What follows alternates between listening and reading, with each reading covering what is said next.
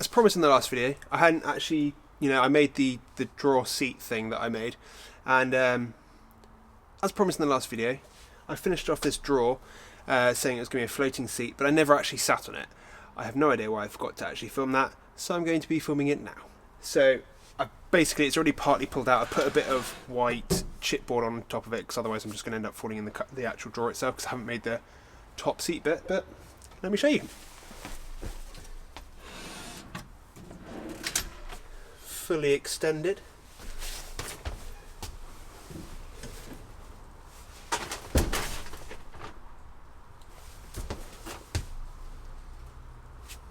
There you go. One floating seat drawer.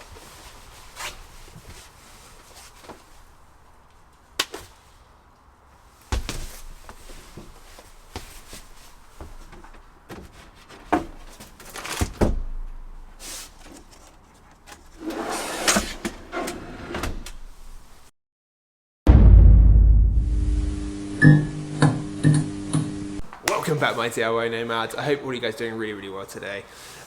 Today we're in the workshop. Weather's pretty minging, but it doesn't really matter. We are going to be addressing the shower. We're finally going to be cracking on with that now. I have got in a bunch of 3mm white. Oh, I forgot which plastic it was. There's so many different plastics. But yeah, got that for the shower walls. Also want to take you through a couple of kitchen updates. And just some finishing details. But apart from that, let's get cracking, let's get this bloody shower in, and yeah, it should be one step closer to a much more, versatile sort of camper vanning experience, really.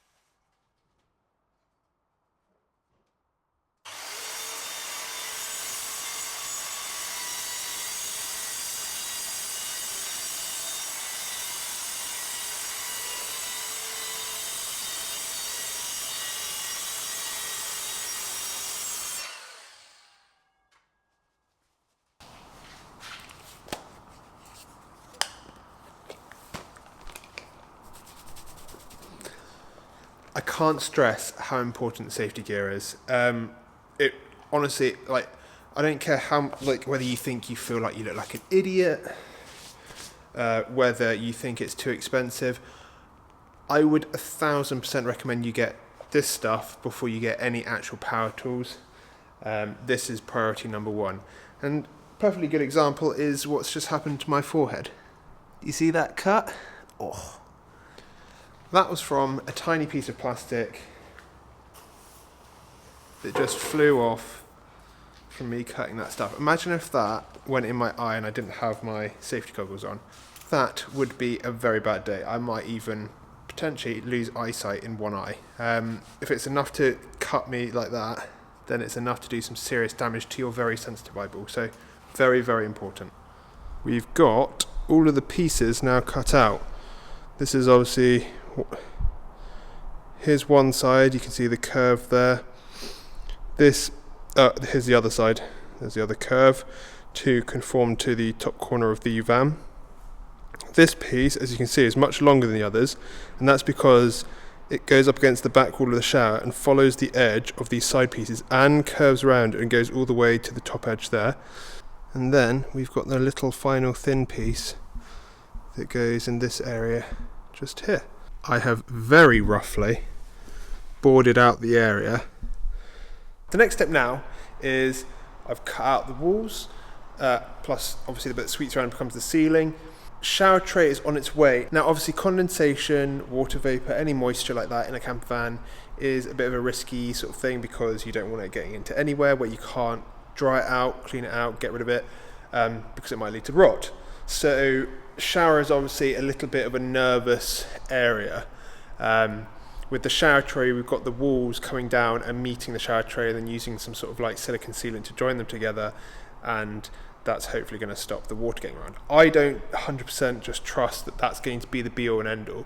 So my plan is, this is basically what I envisage. This is the van floor. These are the wood partition wall bits for the shower.